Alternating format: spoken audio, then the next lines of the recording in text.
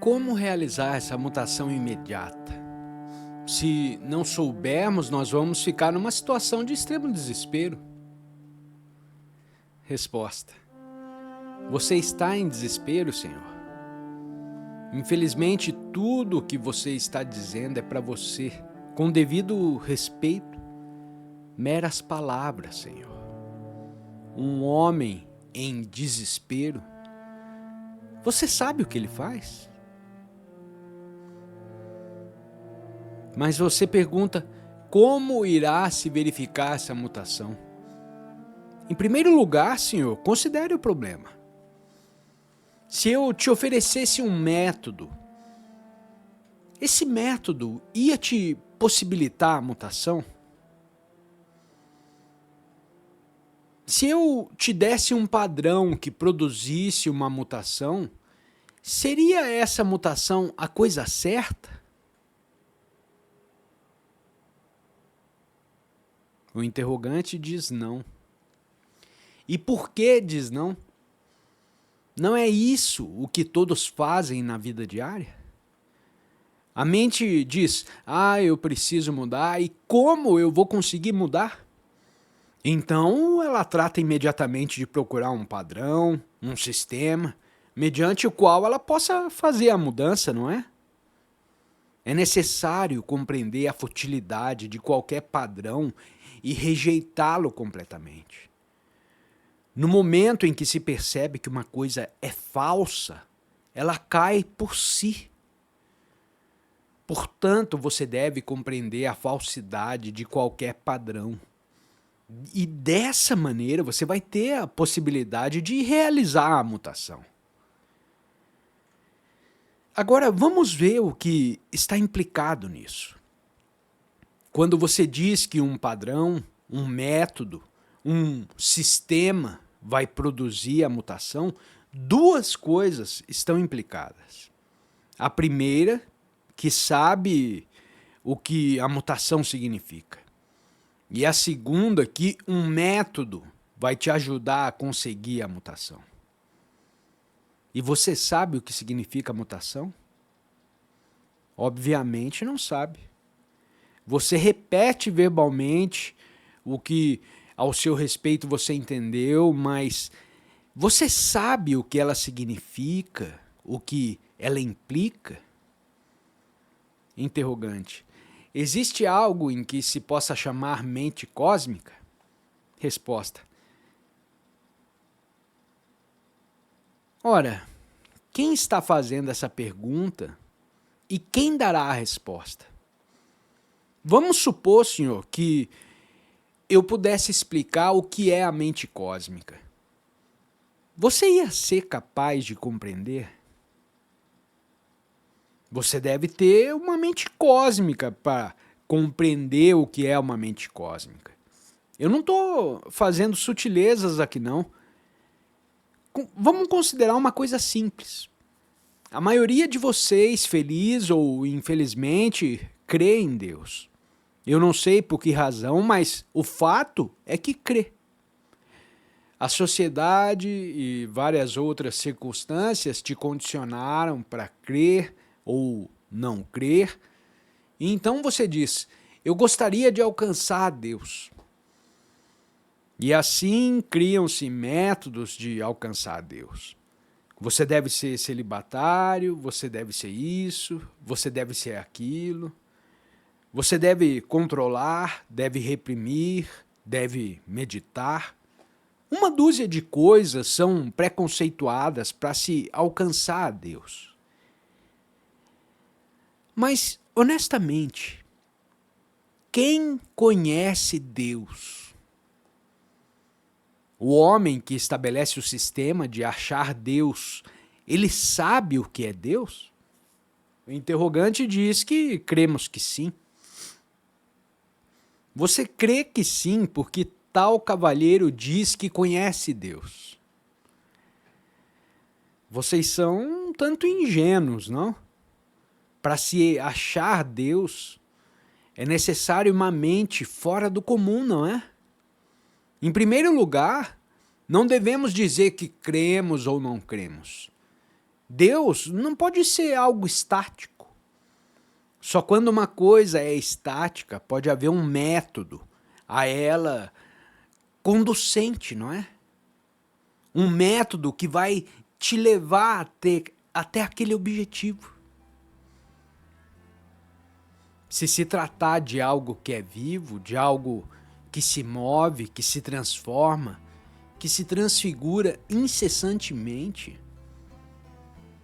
não existe um método que vai te levar até ela. Interrogante: eu não sei o que é Deus, mas eu desejo conhecer Deus. Krishnamurti: esse senhor diz que não conhece Deus, mas que está à sua procura. Por que isso? Porque eu sou desditoso? Porque a minha vida é uma frustração gigante? Só através do sofrimento eu conheço essa existência, esse constante fluir de incerteza, de sofrimento, de confusão, e disso eu quero me livrar. Eu não desejo compreender, esclarecer e pôr de lado. Eu quero fugir dessa condição para Deus, o permanente. Só isso você deseja. Por que você deseja Deus? Como você pode encontrar Deus sem compreender a vida, Senhor? A vida pode ser Deus, mas só pode conhecê-la se estiver livre de toda confusão. Isso é evidente. Se desejo te compreender, não deve haver um conflito em mim. Eu devo ser capaz de te escutar tranquilamente. Só isso é necessário.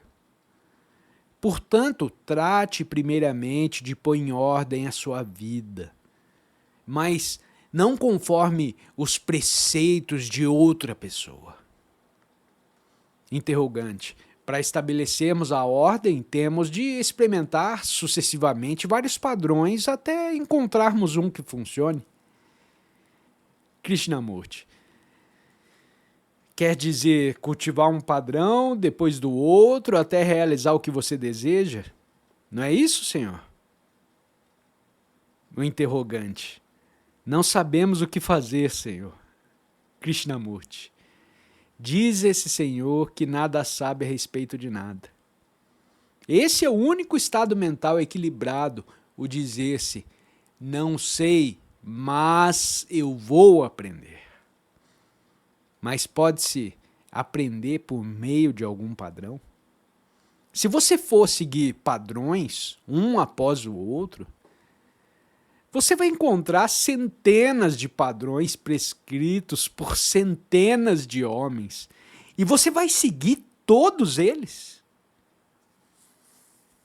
O interrogante: um por um até encontrarmos o padrão correto.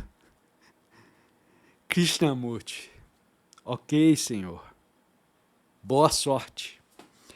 E no fim do caminho, senhor, te aguarda a morte ou a insanidade mental. E o que você vai fazer então? É desnecessário falar, senhor, pois nunca refletiu a esse respeito. Você só é capaz de repetir. Mas vamos voltar à nossa questão. Como promover a maturidade instantânea? A essa madureza está associada a energia. E como produzi-la? Ou não existe método algum e o necessário é apenas perceber a verdade? Isso é, que depender de alguém, de qualquer sistema ou filosofia, de um guru, é falta de maturidade. Perceber essa verdade instantaneamente. Para se perceber instantaneamente uma verdade, não se deve dizer: ah, eu gosto disso e não gosto daquilo. Como se possuíssemos muito saber e discernimento. Porém, você tem que pôr tudo de lado e olhar. Senhores, nós temos de olhar. Por exemplo, um rio. Olhe para o rio. Provavelmente você nunca olhou para aquele rio. Você o tem visto, mas nunca o olhou. Porque a ele você associa não só o nome, mas também a uma grande história que enreda a todo o contexto. Aquele rio é o Ganges, que tem tanto significado para um hinduísta, e assim todo esse conjunto de tradição te impede de olhar. Da mesma maneira você deve olhar a sua própria aflição, a sua própria confusão, prescindido de qualquer padrão, ideia ou conceito. Isso sem dúvida faz parte da maturidade, da madureza. Vai ser extremamente difícil para nós discutir, investigar. Investigar é uma verdadeira arte. Não é como dizer a si mesmo, eu creio e desejo, ou vou fazer isto. Investigar, tal é o método científico. Olhar, observar, sentir, aprender os fatos. Quando você diz que deseja alcançar a Deus e eu vou fazer isso, você não está amadurecido. Você não tem um espírito científico. O espírito científico nunca aceita. Ele olha, ele observa, ele considera. E só assim a mente é capaz de descobrir.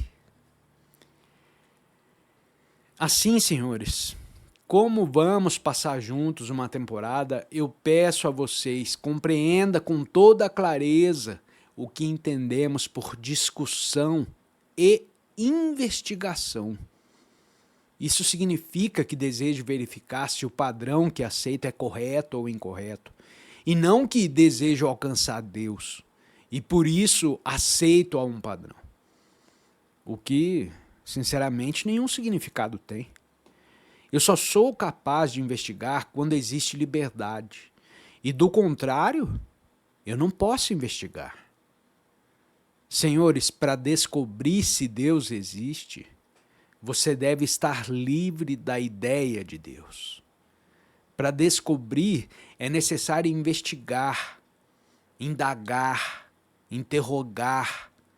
E isso, por certo, faz parte da maturidade. Fazer perguntas corretas ou investigar corretamente exige energia. Interrogante: é possível olhar uma coisa sem dar nome? Krishnamurti: por que você pergunta se isso é possível? Tente fazer. Olhe para uma flor. Olhe realmente. Olhar uma flor significa que não há uma interferência verbal entre o olhar e a flor.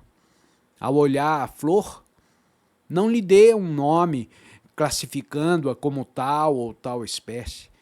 Isso é compreender apenas verbalmente. Não diga se gosta ou não gosta dela.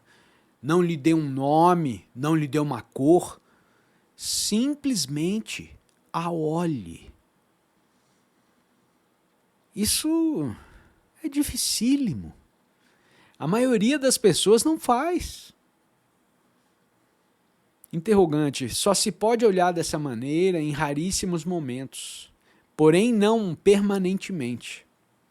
Krishnamurti: Senhor, por que você quer permanência? Se há permanência, não há possibilidade de olhar. Olha-se de momento em momento.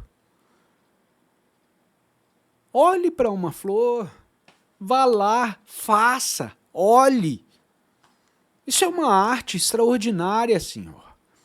Não uma simples questão de palavras.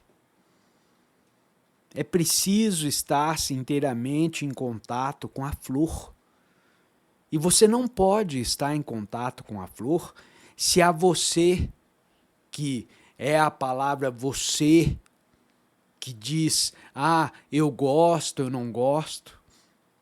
Esse contato com a flor não significa um contato permanente. Porque se você quer permanência, nenhum contato existe. Ele está condicionado ao contato ao tempo. O interrogante diz, eu sou feliz. Senhor, quando você está observando uma flor, quando a sua mente está em íntimo contato com a flor, não existe felicidade ou infelicidade. Esse momento é de extrema importância e dispensa comentários. Não diga que esse momento deve durar para sempre. Se tem continuidade, é mera memória. Veja, ontem a tarde estava belíssima. A luz refletida no rio, primeiro prata, depois ouro, depois um ouro mais escuro. E no momento em que estávamos a olhar, não se dava nome a nada.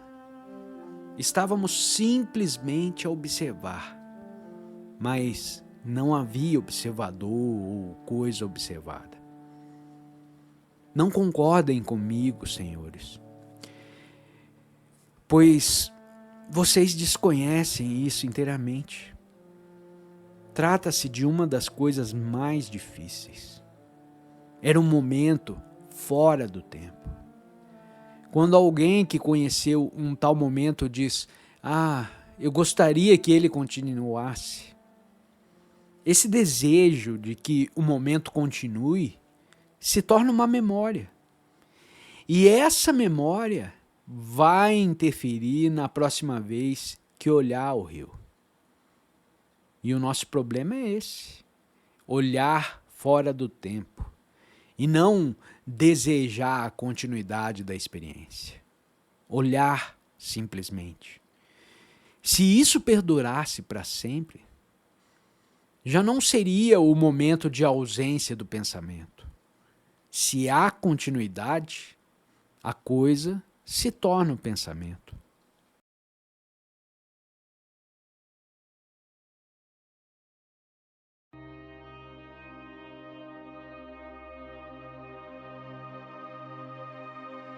Nós percebemos na nossa vida diária que a ação é extremamente contraditória, geradora de conflito, hipócrita. Nós dizemos uma coisa e fazemos outra totalmente diferente. Nós cremos em certas fórmulas e fazemos coisas contrárias a essas fórmulas. Somos artistas, negociantes, políticos, escritores, poetas, pintores, professores. E em todos os níveis de nossa vida e de nossa existência, se verifica essa atividade contraditória, o ideal e o real. O ideal nada tem em comum com o real. Por exemplo, a violência nenhuma relação tem com a não violência. Entretanto, vivemos nessa sociedade e nessa atividade fragmentária e contraditória. Num nível somos religiosos, pelo menos assim nós nos chamamos, e num outro nível estamos nos destruindo mutuamente. Não só no mundo mercantil, como na nossa competição, na nossa ambição, na nossa avidez, e também como grupo, como raça, como família. É isso o que vemos em nossa vida diária. Toda ação é contraditória e fragmentária. A atividade de um nível contradiz a de um outro nível. Essas atividades deverão inevitavelmente, como podemos perceber na nossa vida cotidiana, provocar uma destruição, muito sofrimento, confusão, conflito. E a fim de nos livrarmos dessa atividade contraditória, procuramos estabelecer uma superatividade em total contradição com a nossa vida diária, seja pela prática da meditação, a observação das escrituras sagradas e etc. Mas isso representa uma nova modalidade de fuga, uma fuga num outro nível. E percebendo essa atividade tão fragmentária, tão incoerente, não é natural desejar-se, não por meio de ideias ou teorias, descobrir uma ação que não seja fragmentária, que não seja hipócrita, que não seja departamental,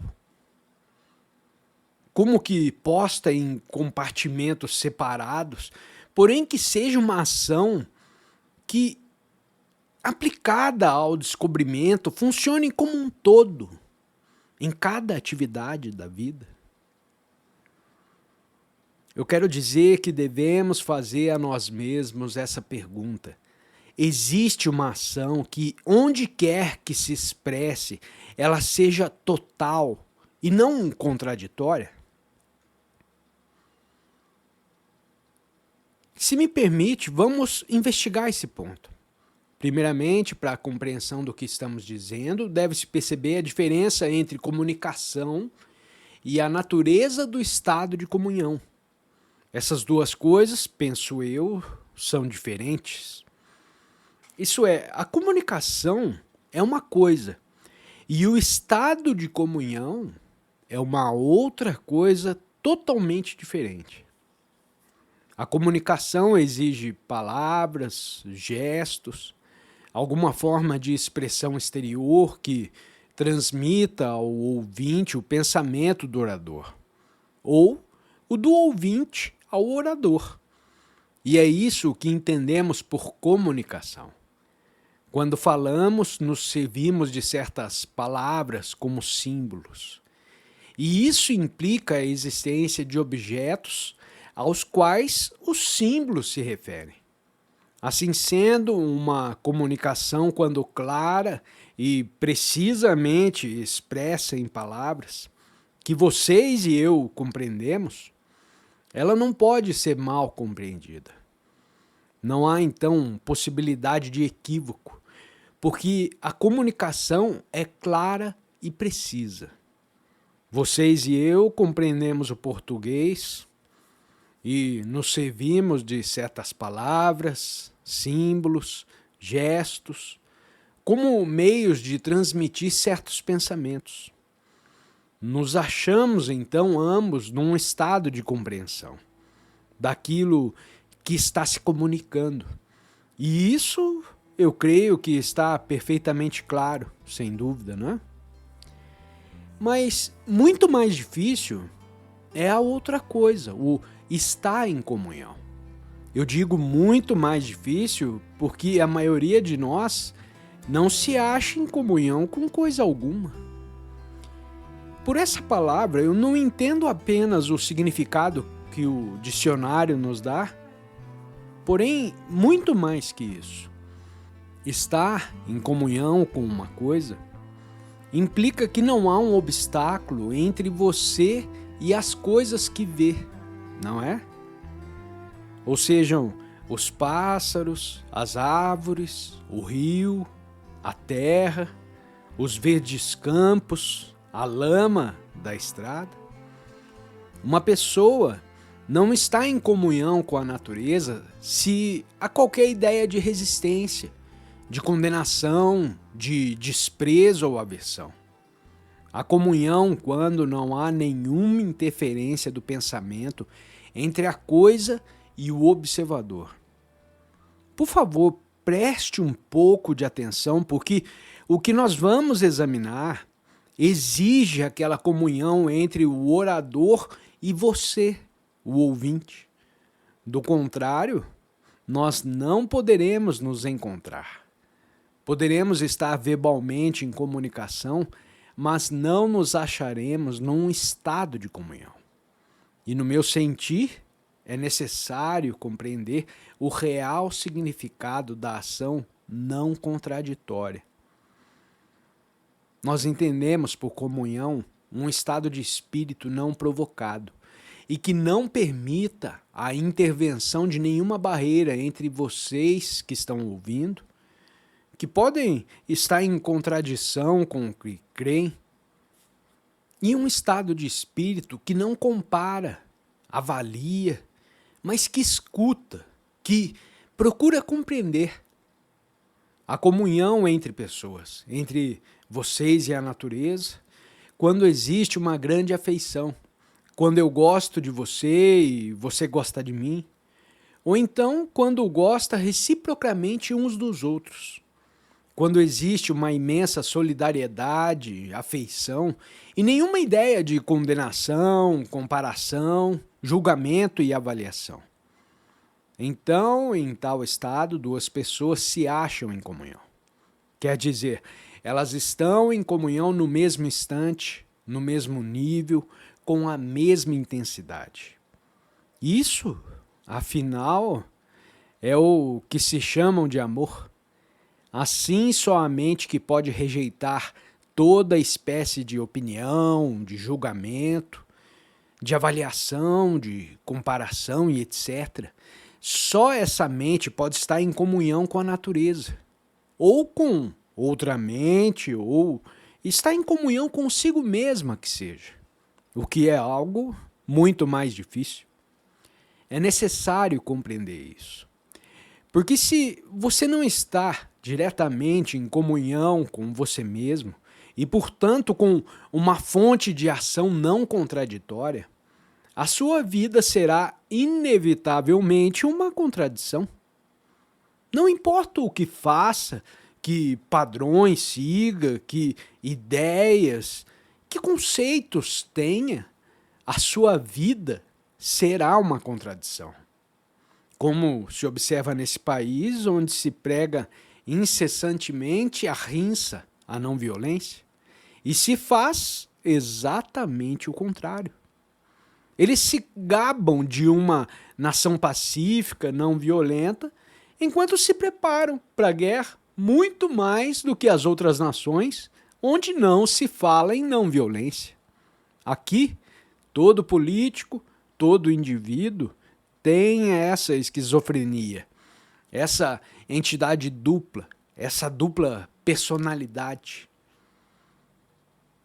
Eles têm ideais, eles têm maravilhosos ideais, sem nenhuma relação com a existência diária. E por essa razão, levam uma existência terrivelmente contraditória, uma vida hipócrita. E essa vida contraditória se torna um fator de maior contradição e aflição. E maior se torna a distância entre o fato e a teoria. E assim surge então um problema. Como podemos unir o fato e a teoria?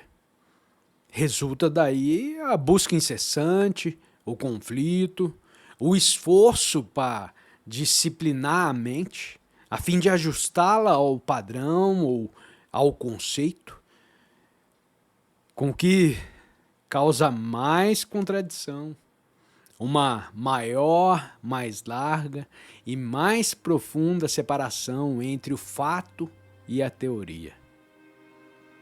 Por favor, vejam, isso está acontecendo realmente na sua vida. Não é uma teoria minha e eu não estou condenando, eu estou apenas dizendo, observe isso. Isso é um fato.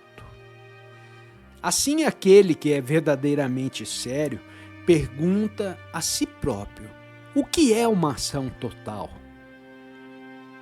A vida só favorece os que são sérios.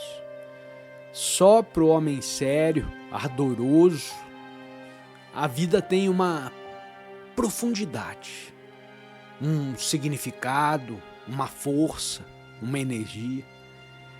Mas, em geral, nós não somos sérios. Nós somos apenas fragmentariamente. Um pouquinho de seriedade aqui, um pouquinho de seriedade ali.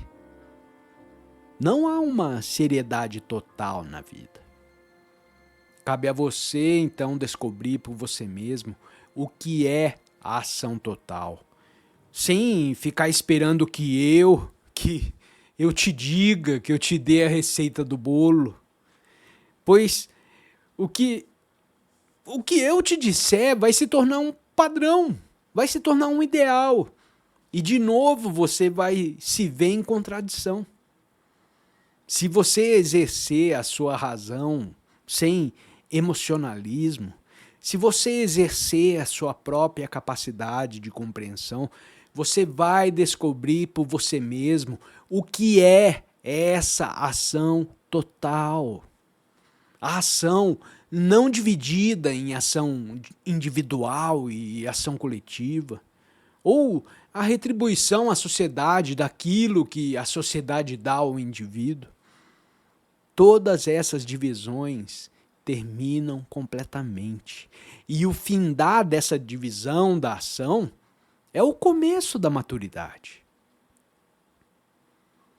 Nós precisamos descobrir por nós mesmos o que é a ação total, mediante exploração e não por meio de ajustamentos, ou ouvindo o que outra pessoa diz, ou criando um padrão verbal. Todos os padrões são verbais, exceto o padrão ou o plano traçado pelo engenheiro num papel azul. Sem criarmos nenhum padrão ideológico ou contraditório, nós vamos descobrir, se for possível, se existe uma ação total que o que quer que estejamos fazendo não gere contradição, não gere mais aflição, mais sofrimento, mais confusão. E se isso está claro, eu acho que é suficiente o que já disse até agora, dispensando os detalhes. Portanto, nós devemos considerar em primeiro lugar o que é a comunicação. Isso tem de ser compreendido claramente para que possamos descobrir o que é a mente que se acha no estado de comunhão. Pois se não se compreende o que é a comunicação, nós nunca vamos compreender o que é a comunhão. Quando temos algo para comunicar uns aos outros, nós nos servimos de palavras. Quando eu digo que gosto de você ou que não gosto de você, eu tenho de fazer uso de palavras ou gestos. E o gesto, a palavra, o símbolo, transmite o pensamento, o qual você interpreta conforme seus próprios gostos e aversões, ou então conforme o seu próprio condicionamento, ou talvez o seu medo. Assim, então, a comunicação por meio de palavras, ela tem as suas peculiaridades e as suas limitações. A menos que ambos empreguemos a mesma palavra com o mesmo significado, com a mesma clareza de parte a parte, nós não compreendemos, mediante a comunicação, o que está se dizendo. Isso também eu creio que é claro, não é? Creio que todos compreendem isso. Quando eu digo que 2 e 2 são 4, isso é perfeitamente claro. Só não é claro para a mente pervertida que se recusa a ver, para a mente desequilibrada, a mente em que há alguma fixação, alguma opinião, alguma ideia, alguma conclusão definitiva que manda dizer, não, 2 e 2 são 6 ou talvez até 5. Em tal caso, a mente se recusa a ver o fato. Ela nega o fato. Porque ela está toda emaranhada no seu próprio condicionamento, na sua própria opinião, na sua própria experiência e crença. E ela não quer ver o fato de que 2 e 2 são 4. Veja então o quanto é difícil comunicar algo a quem, como a maioria das pessoas, está preso à tradição, preso às suas próprias ideias, às suas opiniões, a seus julgamentos, a seus temores, ao seu inapto e ineficiente pensar. Há uma palavra que atribui uma significação que o orador não lhe dá. Veja, por favor, a imensa dificuldade que apresenta a comunicação verbal. Nós empregamos determinadas palavras como disciplina, e logo temos certos padrões. Imediatamente você traduz a palavra segundo a sua própria terminologia, segundo a sua própria experiência pessoal, ou então você a tem em conformidade com um certo guia religioso. De sorte, você nega compreender o significado que o seu interlocutor está dando a tal palavra. Assim, enquanto se colocar numa posição, seja ela intelectual, seja verbal, e você recusar a se arredar dessa posição, torna-se impossível a comunicação em qualquer forma que seja. Isso também é algo perfeitamente óbvio, não é?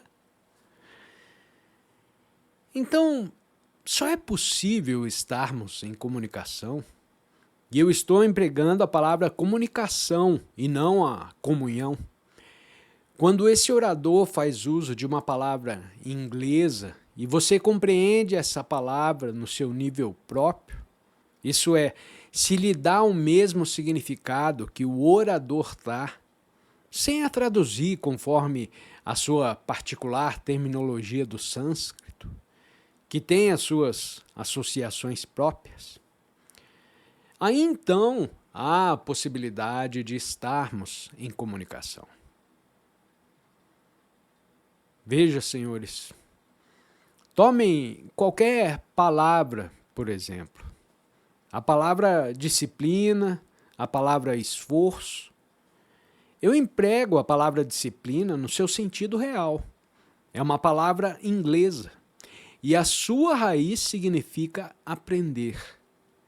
Mas para você, ela tem um significado completamente diferente.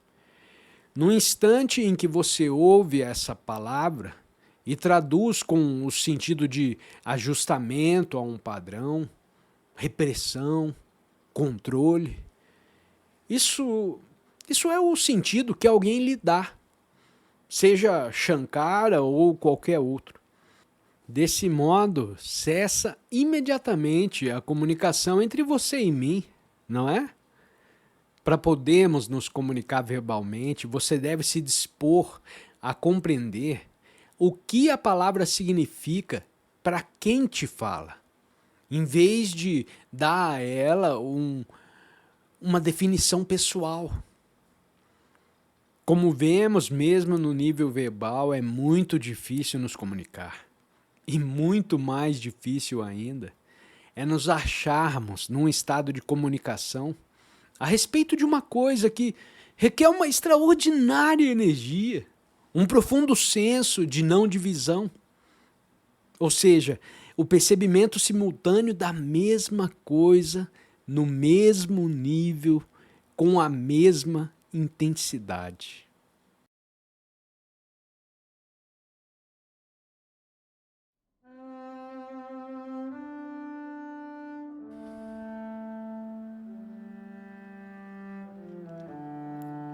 Você sabe o que significa não ter medo?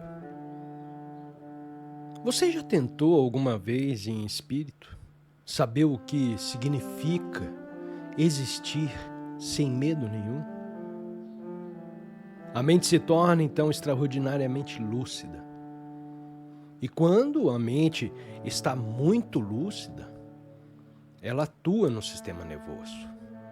Não há doenças psicossomáticas. O corpo inteiro, a mente, tudo funciona muito claramente.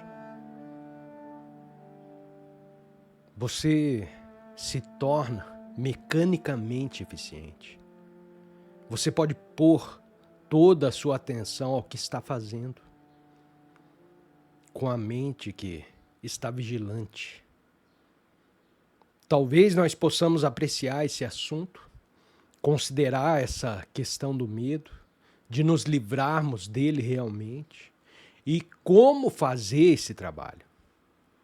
Mas agora nós temos de compreender que estamos em comunhão, que não há aqui nenhuma autoridade, porque a autoridade, em qualquer forma, é algo destrutivo. Você aceita a autoridade porque você tem medo. Se não houvesse medo, você não iria à igreja, não iria ao templo. Você não olharia para um padre, ou então não haveria gurus. Nenhuma dessas futilidades existiria. Você seria um homem livre para observar, para investigar, para perguntar e exigir. Assim, a primeira coisa que você deve compreender, me parece, é que o mundo se acha num contraditório estado de caos, num estado de confusão, que ninguém, senão a sua própria atividade, vai ser capaz de resolver. Ninguém vai te ajudar. Nenhum político, nenhum guru, nenhum instrutor, nenhum livro. Você é responsável por tudo. E em você é que deve se verificar a explosão da mudança. Essa completa mutação deverá produzir uma transformação. E essa mutação não é uma fórmula. Você sabe o que entendemos por mutação? Há duas coisas importantes na vida: mudança e mutação. A mudança, ela implica algo contínuo do que foi. Algo modificado ou ampliado ou alterado. A mudança implica um movimento de conhecido para conhecido modificado. É isso o que entendemos por mudança. Eu reformo a minha casa, eu mudo a minha maneira de pensar, porque eu desejo passar para os outros de que eu sou algo que já conheço, o que representa uma continuidade modificada do que foi.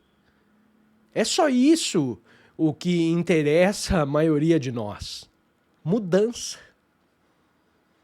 Mas nós estamos falando de uma coisa totalmente diferente.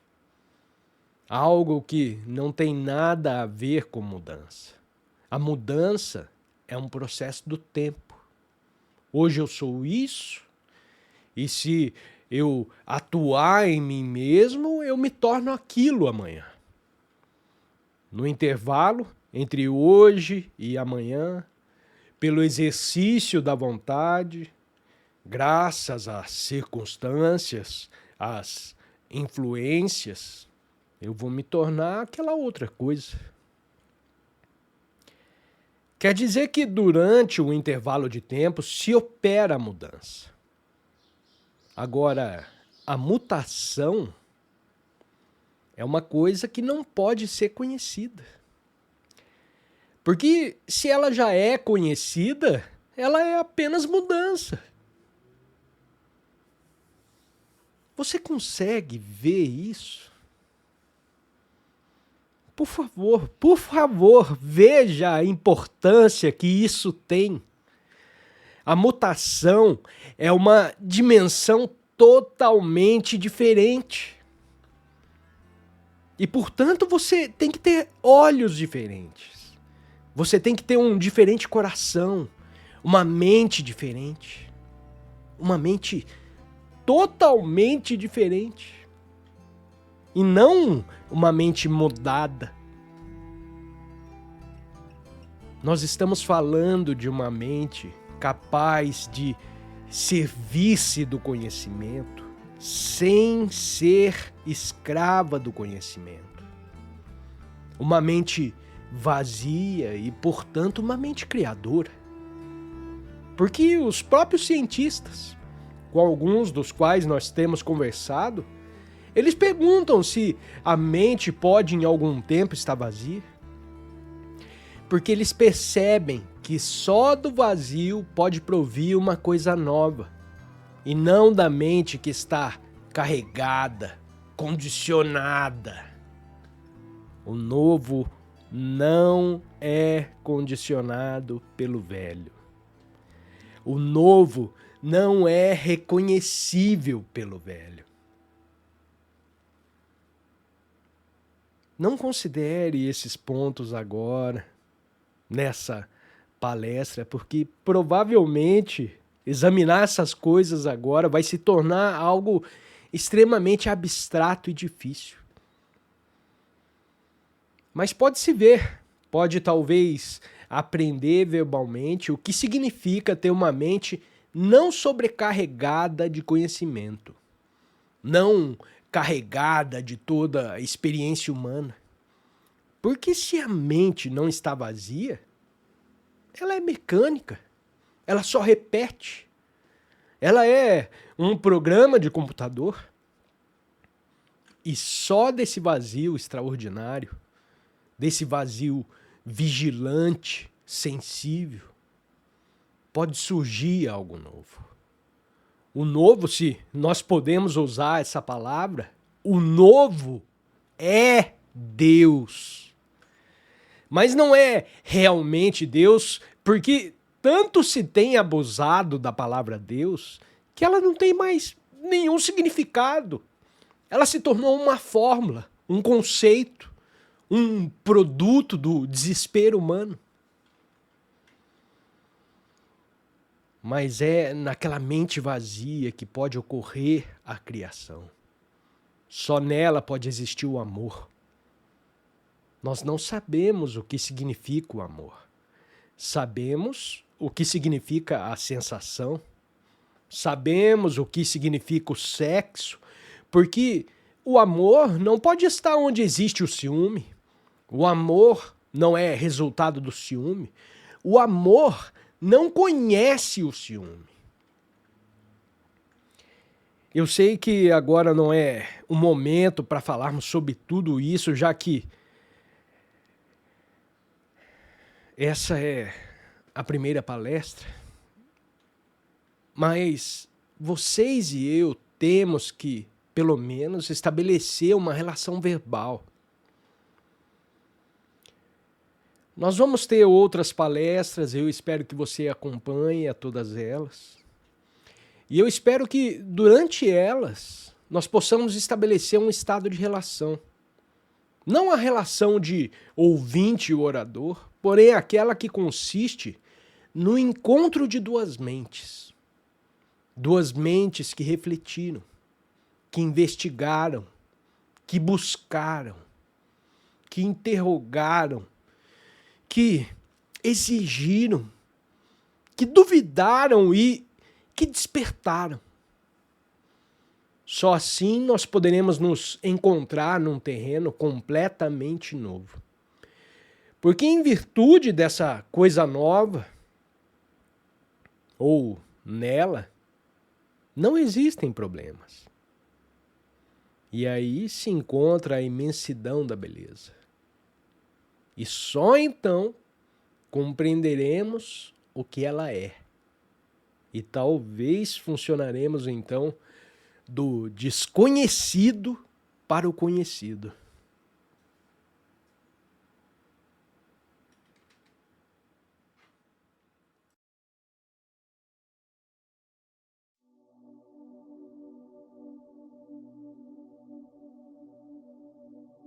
Então, como falávamos sobre comunicação, eu gostaria de empregar aqui hoje a palavra ação. Ação significa fazer, ou ter feito, ou ir fazer, agir, não em conformidade com um padrão ou ideal, com o que disse o Gita ou o Buda. Eu falo de ação não conforme alguém entende a palavra, nem conforme o seu próprio conceito de ação. Porque o conceito não é ação. Ideia não é ação. por ação eu entendo fazer. Assim, não nos interessa a ideia do que seja ação correta e ação incorreta. Não nos interessa o conceito, a fórmula. Só nos interessa descobrir a ação total, que não cria, que não encerra em si o germe da confusão, o germe da contradição. De sorte estaremos, vocês e eu, num estado de comunhão em que iremos descobrir o que é a ação total, a ação completa. Portanto, nos cumpre perceber em primeiro lugar que nossa vida, em seu movimento, produz a atividade geradora de contradição. Porque a vida é movimento, e esse movimento é ação. Não se pode viver sem ação, seja ela uma ação intelectual, seja ela uma ação emocional, uma ação física, ou então ação nas relações com a esposa, com os filhos, com o marido, com a sociedade. A vida é movimento. E esse movimento da vida cria contradição na ação. Quando divido em fragmentos tais como atividade científica, atividade filantrópica, atividade religiosa, atividade administrativa, atividade política e por aí vai. Quando o indivíduo funciona dentro desses compartimentos, embora haja movimento, esse movimento cria ou produz a contradição. Contradição a que a mente procura furtar-se por meio de um ideal. Por exemplo, o da não violência, considerado um ideal nobre e tudo mais. Assim, primeiramente, temos de compreender o que é um fato, que nossa vida está dividida em atividades fragmentárias, geradoras de contradição e, portanto, de mais conflito, de mais aflição. O que devemos saber, em primeiro lugar, não é como fugir a esse fato, e nem o que nos cabe fazer em relação a ele. A primeira coisa que temos de fazer é de perceber o fato. Você percebe esse fato? E, melhor, de que maneira nós o percebemos? Com repulsa, dizendo, como isso é horrível? No momento em que você diz, como isso é horrível, você cessa de compreender o fato. O fato não requer a sua opinião, não requer o seu julgamento. O sol se levanta todos os dias, quer te agrade ou não. Não importa se você tem dor de cabeça, ou se você dormiu mal, ou se você tem fome, ou o que for. O fato está lá. Do mesmo modo, você deve perceber esse fato, o que é, e não o que deveria ser. Assim, no momento em que você percebe o fato, e não o traduz em referência a uma opinião ou ao que cumpre fazer a seu respeito, então, visto que a sua mente só está interessada no fato, e não em ficar traduzindo ele em conformidade com o seu condicionamento, então você está em comunhão com o fato. Isso está claro? Em geral, nunca estamos em comunhão com coisa alguma. Você não está em comunhão com a sua esposa, com seu marido, com seus filhos. Está em comunhão com a imagem da sua esposa, as recordações da sua esposa, os prazeres sexuais fluídos com a esposa ou com o marido. Você está em comunhão com a memória, porém não com o fato de que tem uma esposa ou um marido.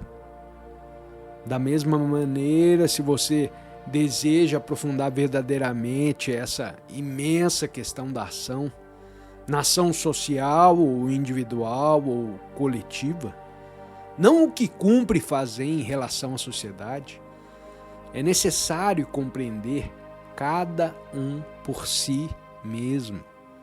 Ou melhor, descobrir e, portanto, compreender. E tal comunhão só se torna possível se compreende a comunicação verbal e as dificuldades a ela inerentes.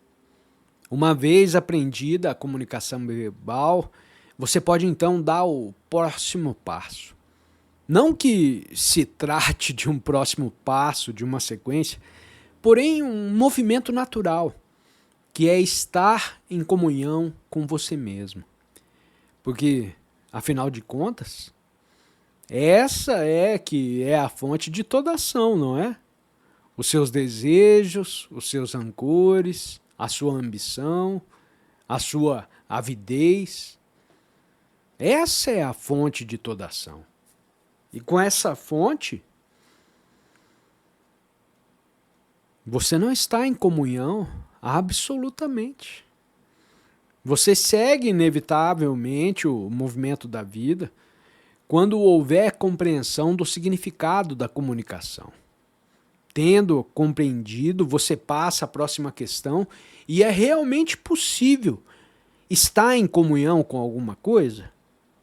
Ou como tem as suas memórias do passado, podendo esse passado ser de 1000 anos ou de ontem, irão essas memórias interferir a todo momento, de modo que nunca possa estar em comunhão com coisa alguma. Mas é bem de ver que, se não está em comunhão com alguma coisa, você é um ente humano morto. Você deve estar em comunhão com o rio, com os pássaros, com as árvores e a maravilhosa luminosidade do acaso e a luz matutina refletida nas águas. Você tem de estar em comunhão com o seu próximo, com a sua esposa, com seus filhos, com seu marido. E por comunhão eu entendo a não interferência do passado.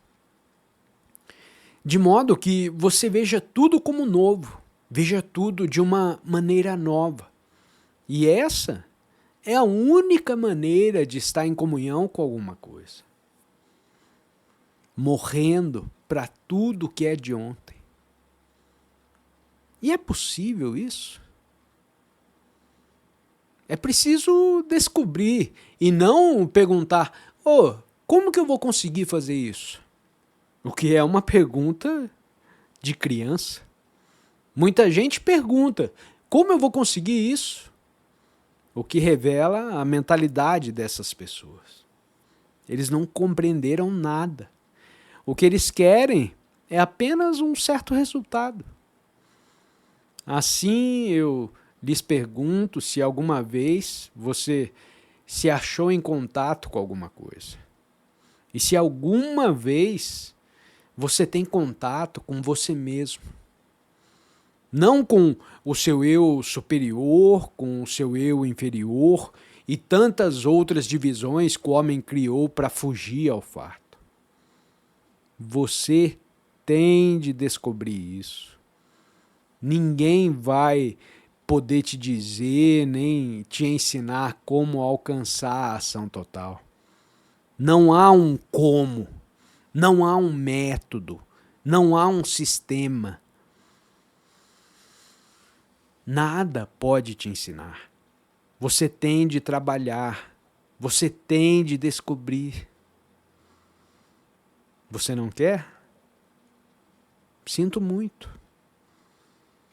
Eu não me refiro àquela palavra trabalho. Todos gostam de trabalhar. E uma das nossas fantasias é essa, que precisamos trabalhar para alcançar alguma coisa. Não se trata de trabalhar. Quando você se acha num estado de comunhão, não há trabalhar. É algo que está lá. O perfume está lá. E você não tem a necessidade de trabalhar. Então você pergunta a você mesmo, se me permite sugerir, a fim de pôr você mesmo, descobrir se você acha em comunhão com alguma coisa, se você se acha em comunhão com uma árvore. Você já esteve em comunhão com uma árvore? Você sabe o que significa olhar uma árvore sem haver nenhum pensamento, nenhuma lembrança, a interferir a sua observação, o seu sentimento, o seu estado nervoso de atenção, de modo que só a árvore exista e não você a olhar a árvore? Provavelmente você nunca fez tal coisa porque para você uma árvore não significa nada. A beleza de uma árvore nenhum significado tem, porque para você a beleza significa sexualidade. Por isso você rejeita a árvore, a natureza, o rio, os seus semelhantes. E com coisa nenhuma você está em contato, nem com você mesmo. Você está em contato com as suas ideias, com as suas próprias palavras. Você, como um ente humano, em contato com cinzas. Você está morto. Você está completamente consumido.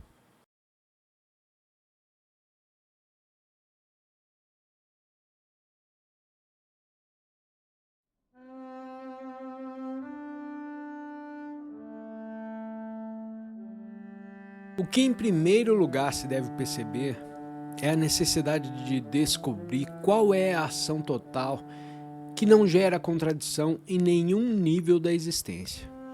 Descobrir o que é estar em comunhão com você mesmo, e não com o Atman, com Deus ou o que for. Estar realmente em contato com você, com a sua avidez, com a sua inveja, com a sua ambição, com a sua brutalidade, com a sua falsidade. E a partir daí, passar adiante. Você vai descobrir então por você mesmo. Descobrir, eu digo, e não ser informado por alguém, pois isso nenhum valor tem. Só há uma ação completa quando há na mente um silêncio total, de onde emana a ação. Como sabe, a mente de quase todos nós está cheia de barulho. Ela está sempre a tagarelar consigo mesma, a monologar a respeito de alguma coisa, a procurar se persuadir ou se convencer de alguma coisa. Ela está sempre a se mexer, a fazer barulho, e desse barulho surge a nossa ação. Mas toda ação nascida do barulho produz mais barulho e mais confusão.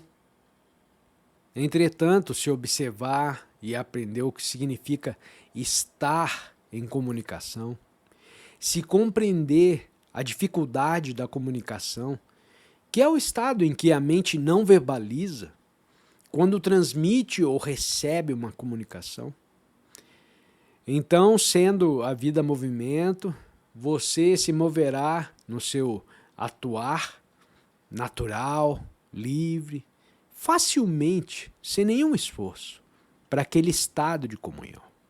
E no estado de comunhão, se penetrar mais fundo ainda, você verá que não só estará em comunhão com a natureza, com o mundo, com tudo o que te circunda, mas também em comunhão com você mesmo. Estar em comunhão consigo mesmo requer um silêncio completo, para que a mente esteja silenciosamente em comunhão consigo mesma a respeito de todas as coisas. Justamente daí vem a ação total. Só do vazio pode surgir a ação total, a ação criadora. Senhores, vamos ver se podemos discutir ou fazer algumas perguntas e explorar junto o que estivemos conversando. Pergunta: não estamos em comunhão com a contradição, Senhor? Resposta: você não se acha em contradição?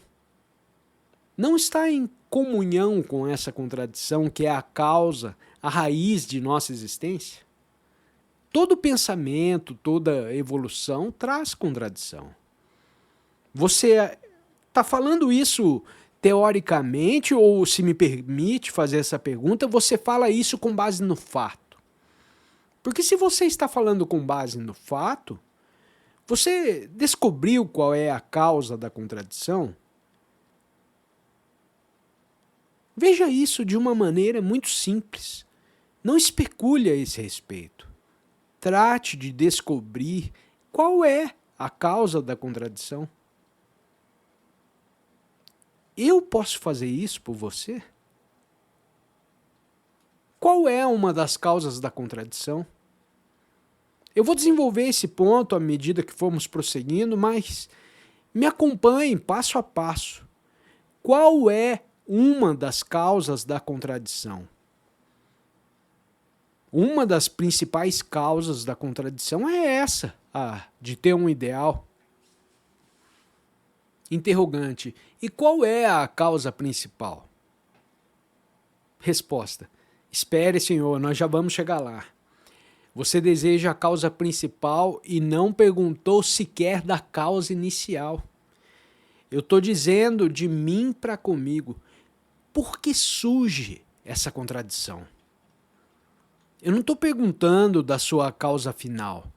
Eu percebo que uma das causas da contradição é ter um ideal. Nós estamos examinando isso. Não estamos dizendo que não devemos ou que devemos fazer. Nós percebemos a causa. Isto é o porquê nós somos violentos. Você pelo menos o percebe.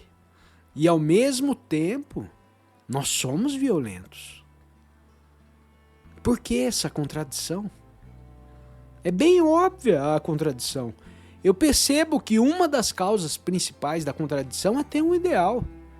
Eu sei que não concorda comigo, talvez você concorde verbalmente, mas com efeito, você vai continuar com seus ideais depois que você sair daqui. Vocês estão presos, sufocados pelos seus ideais. Eu digo que a causa primária da contradição é ter um ideal. E por quê? Vocês têm ideais? Porque vocês dizem se não tivessem ideais, vocês não saberiam lidar com o fato e o ideal te ajudará a lidar com esse fato. Isso é, se você não tiver o ideal da não violência, você não saberia o que fazer a respeito da violência. Você seria violento.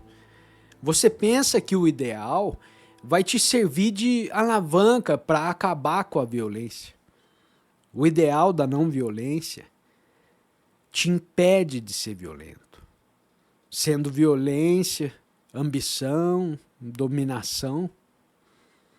Senhor, eu estou fazendo uma explanação, uma exposição.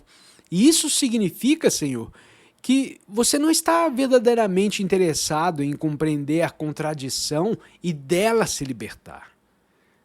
Te interessam apenas ideias. E assim, por que vocês têm ideais? Em primeiro lugar, porque pensamos que tendo um ideal, nós seremos capazes de nos livrar do fato, ou de alterar, modificar, mudar. Se eu sou violento e me sirvo do ideal da não violência como um meio de me livrar da minha violência. Pois bem, veja o que aconteceu. O fato é que eu sou violento.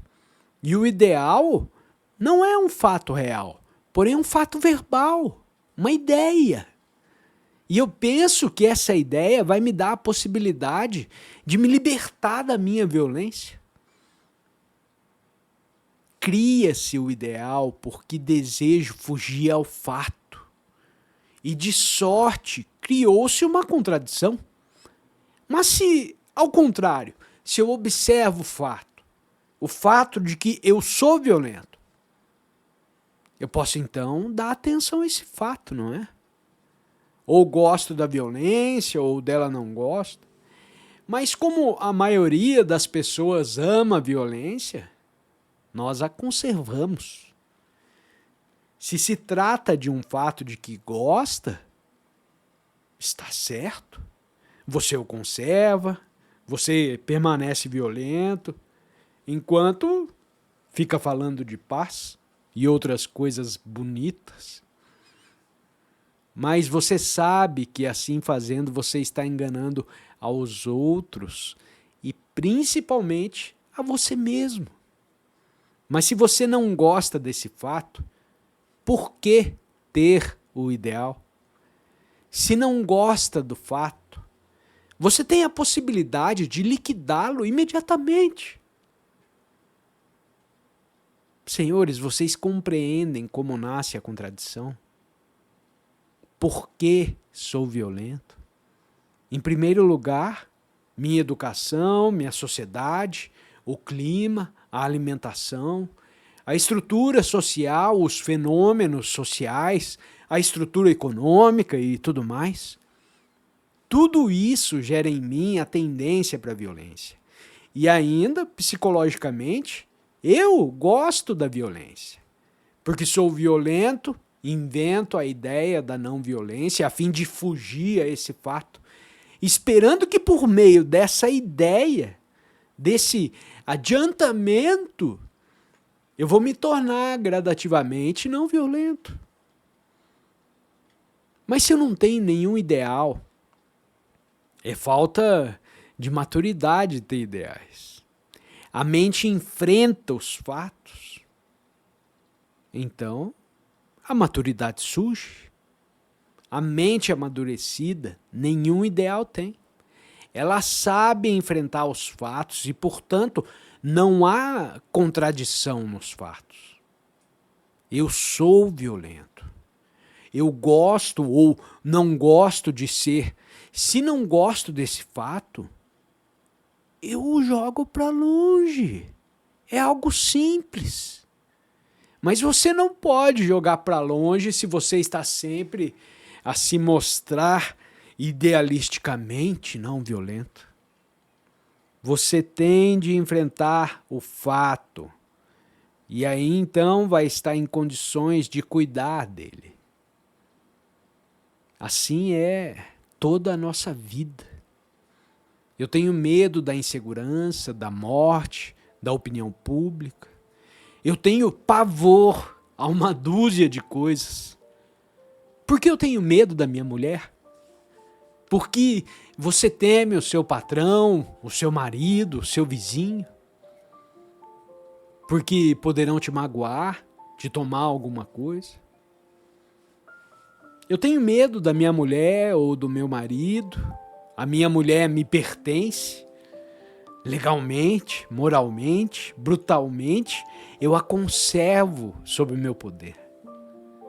Eu tenho medo. Se ela olha para outro homem, eu tenho ciúme. E para impedir o aparecimento do ciúme, eu a cerco de leis morais. Eis aí o começo.